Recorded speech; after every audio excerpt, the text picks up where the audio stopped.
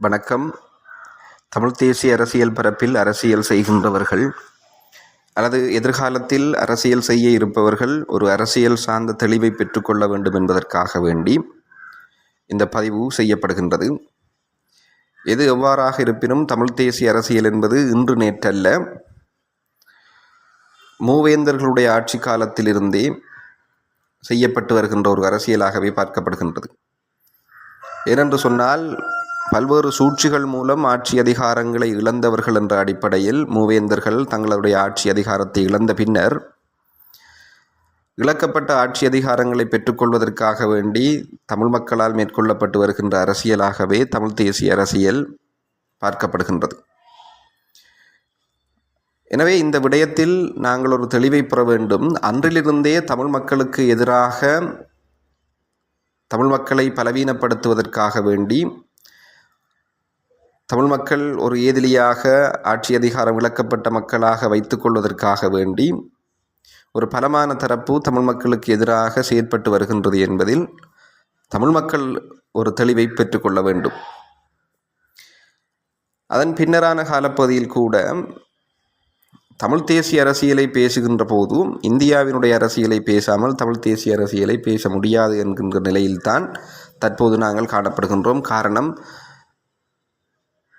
தமிழ் மக்கள் பெரும்பான்மையாக வாழுகின்ற ஒரு நிலப்பரப்பாக தமிழ்நாடு காணப்படுவதனால் இந்தியாவினுடைய அரசியலோடு பின்னி பிணைந்த அரசியலாகவே தமிழ் தேசிய அரசியல் இருக்கின்றது. இந்தியாவினுடைய அரசியலமைப்பை எழுதுகின்ற போதும் இந்தியா முழுமைக்கும் பேசப்பட்ட மொழி என்ற அடிப்படையில் ஆட்சி மொழியாக தமிழ் மொழி இருக்க வேண்டும் என்கின்ற அந்த கோரிக்கையானது மேலோங்கி இருந்தது.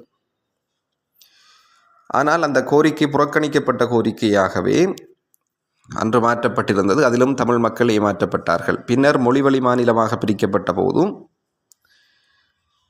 தமிழ்நாடு ஒரு தனி மாநிலமாக தமிழ் மக்களுக்குரிய மாநிலமாக மாற்றப்பட்டிருந்த போதும் அந்த தமிழ்நாட்டை ஆளுகின்ற ஆட்சி அதிகாரமானது மிகவும் நுட்பமான முறையில் தமிழ் மக்கள் அல்லாத, ஒரு தமிழர் அல்லாதவர்களுக்கு அது வழங்கப்பட்டிருந்தது. அன்று கூட தமிழ் மக்கள் ஏமாற்றப்பட்டிருந்தார்கள். அன்றிருந்த தமிழ் தேசியவாதிகள் தமிழ் நாட்டை தனி நாடாக மாற்ற வேண்டும் என்கின்ற அந்த கோரிக்கையில் அவர்கள் உச்சம் பெற்றிருந்தார்கள். ஆனால் தமிழ்நாடு தனிநாடாக மாறிவிடக்கூடாது என்று சிந்தித்த தமிழ் மக்களுக்கு எதிராக செயற்படுகின்ற அரசியலாளர்கள் அல்லது அரசியல் சக்திகள் அந்த தனிநாட்டுக்கான கோரிக்கையை இலங்கையை நோக்கி மாற்றியிருந்தார்கள். அதற்குரிய முழு ஆதரவையும் இலங்கையை நோக்கி வழங்கியிருந்தார்கள். அதன் பின்னரான காலப்பகுதியில் பல்வேறு மக்கள் இழக்கப்பட்டார்கள், சொல்லொண்ணாத துயரங்களை அனுபவித்தார்கள். பின்னர் 2009ஆம் ஆண்டு இலங்கையிலிருந்தும் அந்த கோரிக்கையானது, தமிழ் தேசிய கோரிக்கையானது, ஆட்சி அதிகாரத்துக்கான கோரிக்கையானது ஒரு ஆணிவேரற்ற நிலையில் எதிரிகளாகவும் அகதிகளாகவும் புலம்பெயர் நாடுகளில் வாழுகின்ற மக்களை நோக்கி மாற்றப்பட்டிருந்தது. எனவே இங்கு ஒரு விடயத்தை ஆழமாக நாங்கள் பார்ப்போமானால், இழக்கப்பட்ட ஆட்சி அதிகாரத்தை பெற்றுக்கொள்வதற்காக வேண்டி அரசியல் செய்த மக்கள் என்ற அடிப்படையில் தனிநாட்டுக்கான கோரிக்கை தமிழ்நாட்டில் எழுந்துவிடக்கூடாது என்பதற்காக மாற்றி அதை இலங்கையில் நோக்கி திசை திருப்பி, பின்னர் தமிழ் தேசிய அரசியல் என்பது இலங்கையிலும் வேரற்ற நிலையில், ஆணிவேர் பிடுங்கப்பட்ட நிலையில் பூர்வீக நிலங்களை நோக்கி வெளியேற்றப்பட்டு இன்று ஒரு நிலமற்ற ஒரு சமூகத்தினுடைய அரசியலாக அகதிகளாகவும் ஏதிலிகளாகவும் வாழுகின்ற அந்த நிலப்பரப்புகளை நோக்கி தமிழ் தேசிய அரசியல் செய்யப்பட்டு வருகின்றது. இந்த நிலையில்தான் தமிழ் மக்கள் இப்போது தங்களுடைய அரசியலை கட்டமைத்திருக்கின்றார்கள். இதனிடையே தமிழ் மக்கள் இன்று வரையிலும் சுரண்டப்பட்டு வருகின்றார்கள். தமிழ் மக்களினுடைய பொருளாதாரத்தை இலக்கு வைத்து பல்வேறு ஏமாற்றங்களினூடாக பொருளாதார சுரண்டல்கள் மேற்கொள்ளப்பட்டுத்தான் வருகின்றது என்பதை யாரும் மறக்க முடியாது.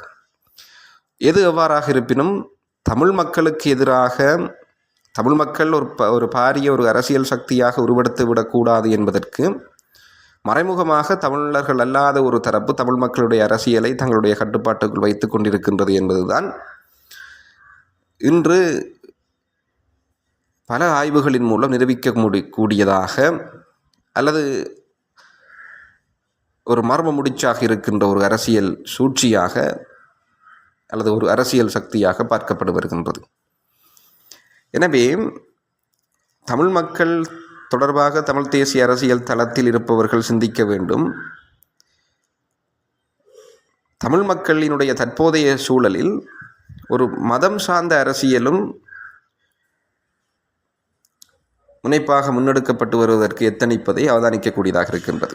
எது எவ்வாறாக இருப்பினும் தமிழ் மக்கள் உரிமை கோரக்கூடிய மதம் என்ற அடிப்படையில், உரிமை கோரக்கூடிய நம்பிக்கை கோட்பாடு என்ற அடிப்படையில் இருக்கின்ற எந்த ஒரு மதங்களிலும், அது இந்துவாக இருக்கலாம் அல்லது கிறிஸ்தவமாக இருக்கலாம் அல்லது இஸ்லாமியமாக இருக்கலாம், எந்த மதத்திற்கும் தமிழர்கள் உரிமை கோர முடியாது. இந்து என்று சொன்னால் மிக முக்கியமாக ஹிந்திக்காரர்களும் அல்லது ஹிந்தி மொழியை தாய்மொழியாக கொண்டவர்களும் தமிழர்கள் அல்லாத பிராமணர்களும் அந்த மதத்தை உரிமை கோருகின்றார்கள். நாங்கள் ஒரு கருவியாக அந்த மதத்தின் நம்பிக்கை கொண்டவர்களாக நாங்கள் மாற்றப்பட்டிருக்கின்றோம். கிறிஸ்தவம் என்று சொன்னால் அதை மேற்குலகத்தில் இருக்கின்ற ஒரு சில கட்டமைப்புகள் அந்த மதத்துக்கு உரிமை கோருகின்றது. நாங்கள் அதற்கு தமிழ் மக்கள் மாற்றப்பட்டிருக்கின்றார்கள். இஸ்லாம் என்று சொன்னால் அந்த மதத்திற்கு அரேபிய நாடுகளில் இருக்கின்ற கட்டமைப்புகள் உரிமை கோருகின்றது. தமிழ் மக்கள் அந்த மதத்தை அந்த மதத்திற்கு மாற்றப்பட்டிருக்கின்றார்கள். எனவே உலகத்தின் ஒரு மூத்த மொழிமொழி தேசிய இனமாக இருக்கின்ற தமிழ் மக்கள் அரசியல் ரீதியாகவும் சரி, மக்களுக்குள் இருக்கின்ற கட்டமைப்பு ரீதியாகவும் சரி, தங்களை நிலைநிறுத்திக் கொள்ளாதவாறு இன்று வரையிலும் ஒரு கானல் நீர் கண்ட காட்சிகளை போன்று, கானல் நீர் போன்று தங்களுடைய அரசியலும் சரி அல்லது செயற்பாடுகளும் சரி மாற்றப்பட்டிருப்பது உண்மையில் கவலை அளிக்கின்றது. எனவே தமிழ் மக்கள் இன்று வரையிலும் நாங்கள் சிந்திக்காத ஒரு விடயம் என்னவென்று சொன்னால், தமிழ் மக்கள் இந்த நிலையில் இருப்பதற்கு தமிழ் மக்களினுடைய அரசியலையும் மற்ற செயற்பாடுகளையும் கட்டுப்பாட்டுக்குள் வைத்துக் கொண்டிருக்கின்ற தமிழ் மக்கள் அல்லாத தரப்புகள் தொடர்பாக தமிழ் மக்கள் விளங்கிக் கொள்ளாமல் தங்களுடைய அரசியலை செய்வதுதான் இதற்குரிய காரணமாக இருக்கின்றது. எனவே தமிழ் மக்கள் ஒரு நல்ல நிலையில் அரசியலை முன்னெடுக்க வேண்டும் என்று சொன்னால், இவர்கள் ஒரு பலமான சிந்தனை குழாமினூடாக முற்றுமுழுதாக தமிழ் மக்கள் கொண்ட ஒரு பலமான அரசியல் திட்டமிடல்களை செய்யக்கூடியவர்களாக, ஏனென்று சொன்னால் அரசியல் இல்லை என்று சொன்னால் எதுவும் இல்லை, எல்லாமே அரசியலில் தான் தங்கி இருக்கின்றது. அது மதமாக இருந்தாலும் சரி, இனமாக இருந்தாலும் சரி, வர்த்தகமாக இருந்தாலும் சரி, செயற்பாடு இருந்தாலும் சரி, எல்லாமே அரசியலில் தான் தங்கி இருக்கின்றது என்ற அடிப்படையில் தமிழ் மக்கள் இன்று ஒரு பூர்வீக நிலங்களை விட்டு வெளியேற்றப்பட்ட ஒரு அரசியலை மேற்கொண்டு வருகின்றார்கள். ஆனால் இவர்கள் பலவீனமான அரசியலையே செய்து வருகின்றார்கள் என்பதில் யாருக்கும் சந்தேகம் இருக்க முடியாது. எனவே தமிழ் மக்கள் ஒரு ஆரோக்கியமான முறையில் நல்ல ஒரு அரசியலை முன்னெடுக்க வேண்டும் என்று சொன்னால், பலமான தளத்தில் சிந்திக்கக்கூடிய, செயற்படக்கூடிய சிந்தனையாளர்களை கொண்டு உருவாக்கப்பட்ட அரசியல் வட்டாரங்களினூடாக முடிவுகள் எடுக்கப்பட்டு முன்னகர்த்தப்பட்டால் மாத்திரமே ஒரு அரசியல் ரீதியாக ஒரு பலமான சக்தியாக உருவெடுக்க முடியும். இதனிடையே பல தளங்களில் பேசப்பட்ட போது இவ்வாறான ஒரு விமர்சனம் முன்னெடுக்கப்பட்டு வருகின்றது. இலங்கையில் மேற்கொள்ளப்பட்ட தமிழ் மக்களுக்கு எதிராக மேற்கொள்ளப்பட்ட இன அழிப்பும் தொடர்ச்சியாக மேற்கொள்ளப்பட்டு வருகின்ற அவல நிலைக்கும் போதுமான ஆதாரங்கள் மேற்குலகத்திடம் அல்லது மேற்குலக நாடுகளிடம் அல்லது மேற்குலகத்தில் இருக்கின்ற நாடுகளிடம் இருக்கின்றது. ஆனால் அவர்கள் அந்த ஆவணங்களை தங்களுக்குள் இருக்கின்ற தங்களுடைய நலன் சார்ந்த நீதி கட்டமைப்புகளிடம் சமர்ப்பிக்கின்ற போதும் நிச்சயமாக தமிழ் மக்கள் எதிர்பார்க்கின்ற இலக்கினை அடைய முடியும். ஆனால் அவர்கள் சமர்ப்பிப்பவர்கள் இல்லை. காரணம், அதனிடையே வரலாற்று ரீதியாக சிவபூமி என்று அழைக்கப்படுகின்ற இலங்கை மண்ணில் தங்களுக்கு சார்பான ஒரு கிறிஸ்தவ நாடு ஒன்றை உருவாக்க வேண்டும்.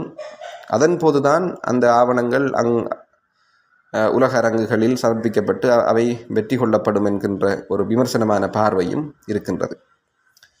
எனவே எது எவ்வாறோ நாங்கள் தமிழ் மக்கள் பல்வேறு நம்பிக்கையின் அடிப்படையில் துண்டாடப்பட்டவர்களாக, பல்வேறு அரசியலின் நிமித்தம் துண்டாடப்பட்டவர்களாக, பல்வேறு நாடுகளின் நிமித்தம் தூண்டாடப்பட்டவர்களாக சூழ்நிலைகளால் ஏற்படுத்தப்பட்டு தமிழர்கள் தங்களுக்குள் நிலைகுலைந்த ஒரு நிலையில் காணப்படுகின்றார்கள் என்பதுதான் உண்மை.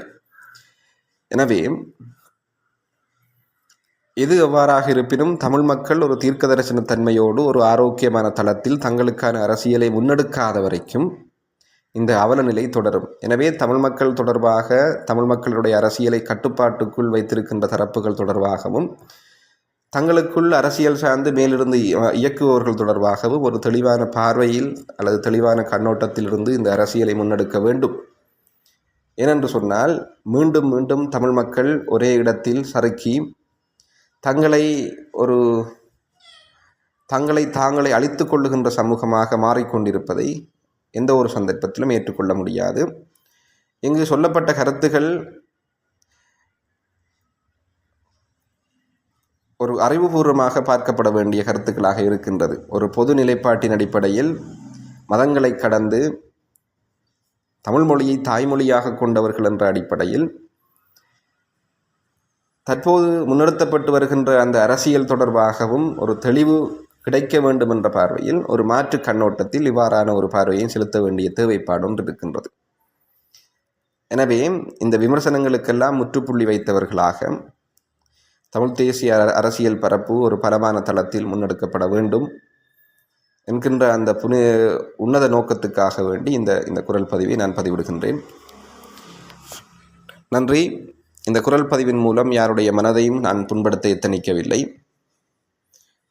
ஒரு தெளிவுக்காக இவ்வாறும் பார்க்க முடியும், ஒரு மாற்று கண்ணோட்டத்தில் பல தளங்களில் இவ்வாறும் பேசப்பட்டு வருகின்றது என்பதை எல்லோருக்கும் தெரியப்படுத்தும் முகமாக இந்த குரல் பதிவு பதிவிடப்படுகின்றது. நன்றி.